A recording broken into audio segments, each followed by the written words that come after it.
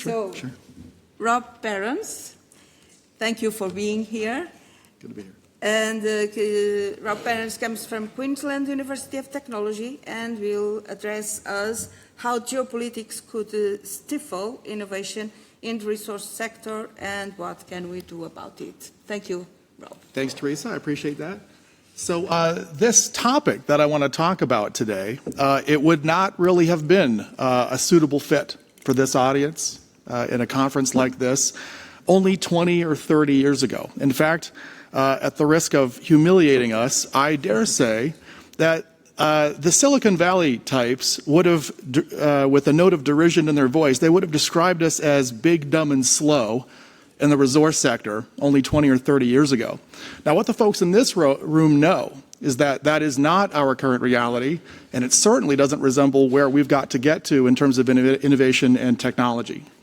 However, some things have popped up in the geopolitical domain in the past few years that potentially stand in the way of us getting to where we desperately need to go on that front. So I want to tell you about what these issues are and onward from that to offer some suggestions and ideas about what we could do to try to wrestle them to the ground and get things under control. A quick overview of how I'm going to invest my time. I want to impress upon you the urgent need for innovation in the resource sector. I want to make it clear to everybody how the resource sector has become far more technology driven over the last couple of decades. And then I'll kind of get to the crux of what is the problem, and it comes down to patents. Patents have actually got to a place now where they're stifling rather than encouraging innovation. I'll explain why, and I'll close out with what we can do about it. So here is the daunting task in front of us, or at least part of it.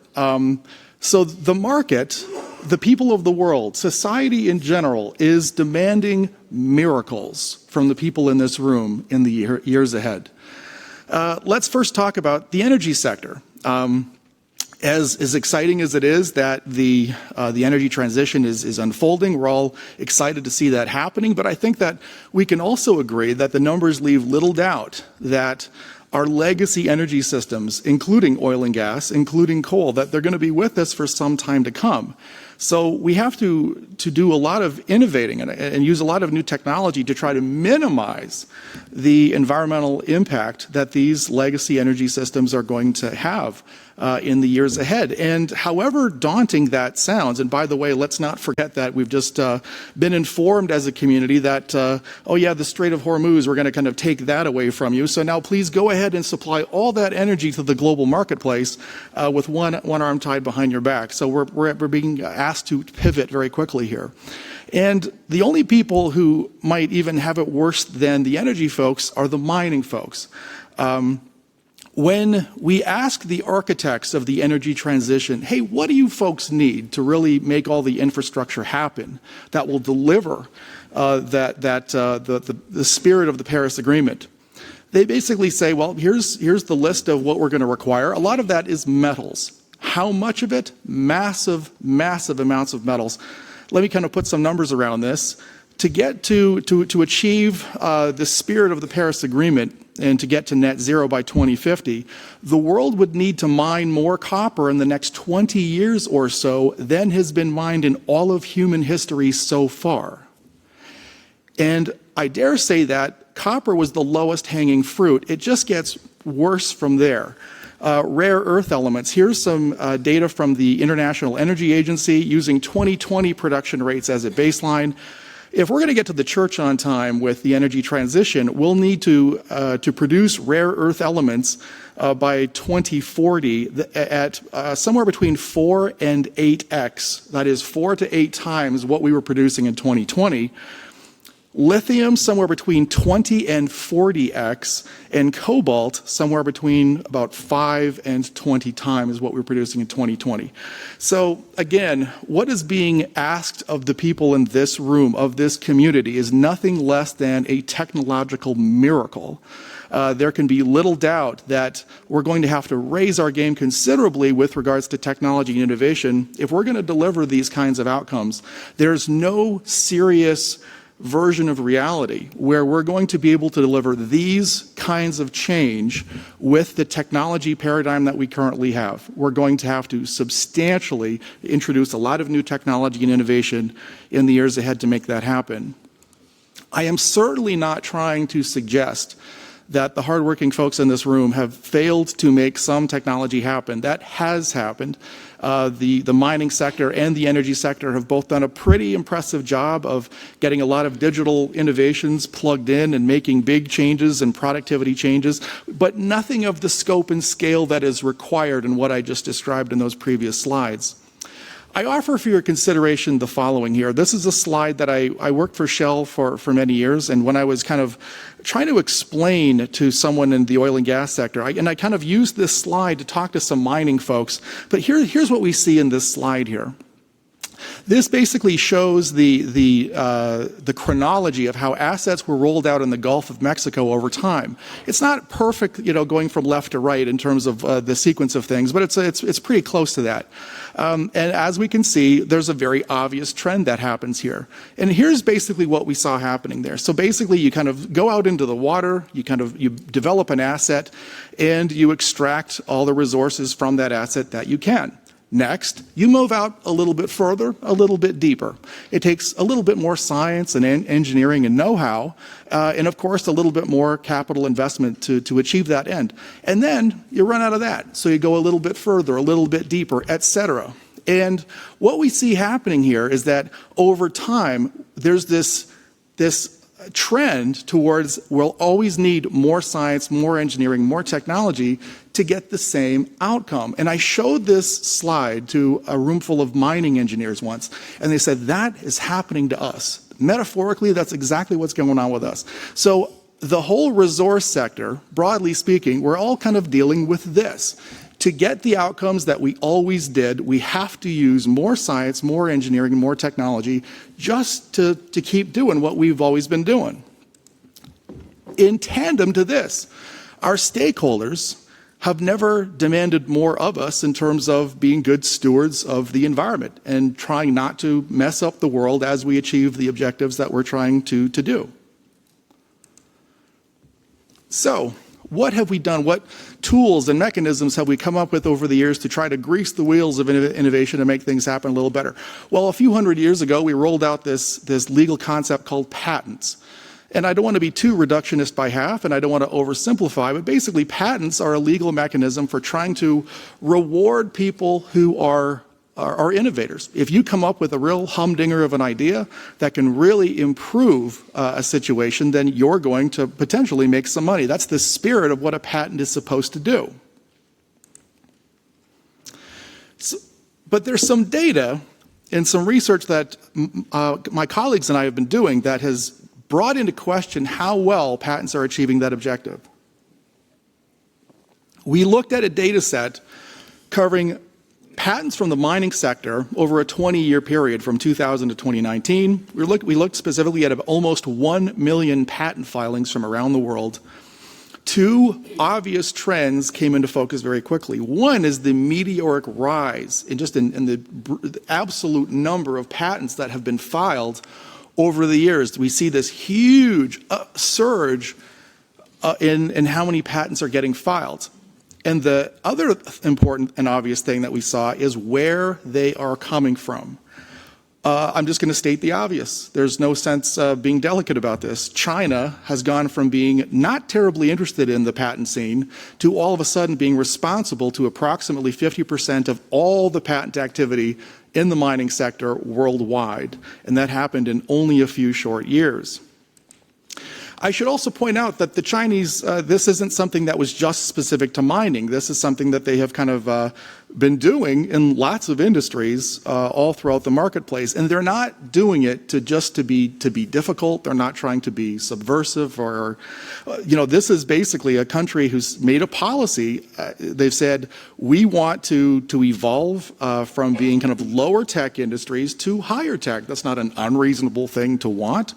But the policies that they have used to achieve that have been, frankly, a little ham-fisted, and they didn't work out too well.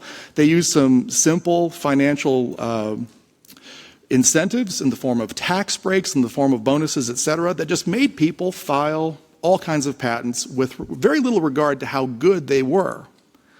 And here's why that's a problem. It's a problem because of historically how the global innovation system has solved these kinds of technical challenges. When we've had a problem in the past, we kind of just put it out there and let Adam Smith's invisible hand kind of do its thing. And we have a few different people from a few different walks of life and different industries and different points of view. And they'll say, you know what, I've got a solution that might work for that. And someone will have an idea, and then someone over there will go, you know what, I've got an idea. I've got a suggestion about how we could solve that. And you get this rich plurality of all these different ideas. And then there's kind of like this competition that occurs in the marketplace. And then sometimes we see the shakeout happen, and a dominant design emerges that we kind of rally around to solve that problem. The problem with the Chinese patents, however, is that many of them are not good. To invoke the term, the gentlest way to say this possible, I'm going to borrow a term from Professor Adam Jaffe, formerly of MIT. He said that there is a lot of patents out there, quote, of dubious merit. That's the nicest way we could describe it. These were junk patents that were filed to get those Chinese the tax relief and the bonuses, et cetera. But a lot of them just don't have a lot going for them, technically speaking. And that's not, I'm not trying to trash talk Chinese patents. We have plenty of problems in the West with our patent system also. We've got patent trolls, we've got plenty that's going wrong with the problem with our patent system in the West, but the Chinese have kind of really doubled down and created a very serious problem there. And here's why that's a problem for us, is that with all these spurious patents that were probably going nowhere, what they've done is they've kind of blocked many of the solutions that we might have tried. So they've kind of thrown a spanner in the works. They've kind of gummed up the global innovation machine. So there's lots of potentially good ideas we could have tried. Not anymore. Can't try them. Why not? There's patents all over them. We can't even go down that pathway to find out. So, what can we do? Well, job one for me was to make it abundantly clear that you might have heard grumbling in the past that there are problems with the patent system, and you've certainly heard many people talking throughout this conference and others like it that we desperately need more and better innovation. What I really want to do more than anything else is to kind of connect those in your mind.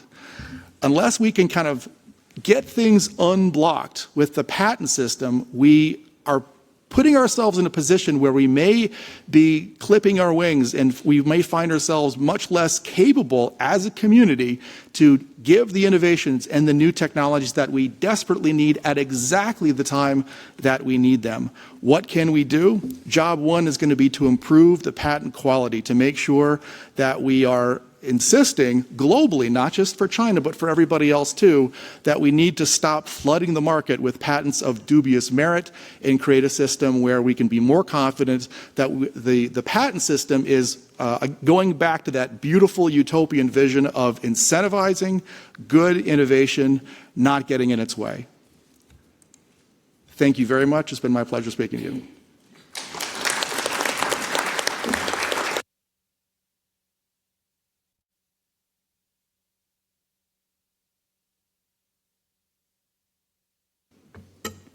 Thank you, Rob, for your very good presentation and suggesting us that we need to have better innovation, science-driven, and be aware with patents and the patents that matter.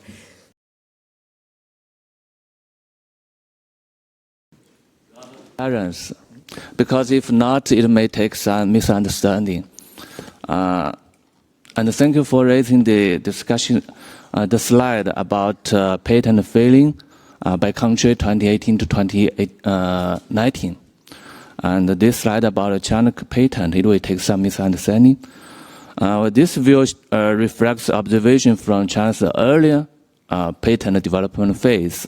It does not capture the significant evolution of our IP system.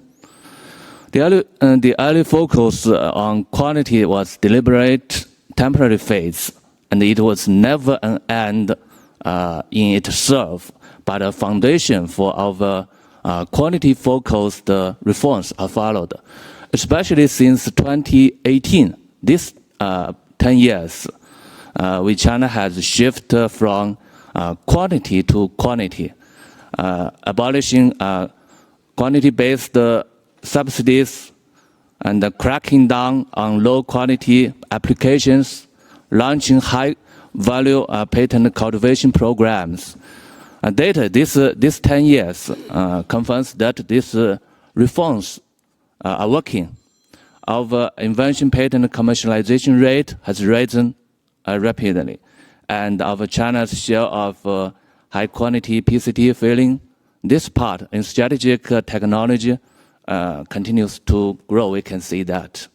So the claim that 90% of our pays are cash maybe a little bit oversimplifies this complex and involving process.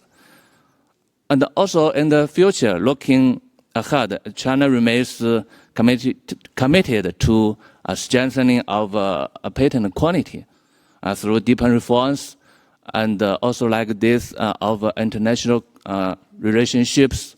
So we work on construction, maybe dialogue with like UNECE, allow our Chinese practice to our with the global standards and advance sustainable innovation together.